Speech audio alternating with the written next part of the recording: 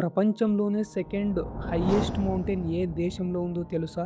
తెలిస్తే పక్కాగా అదేంటి నీవు దిక్కులేని వాడివి నేను దిక్కులేని వాడిని ఇలా అంటారు.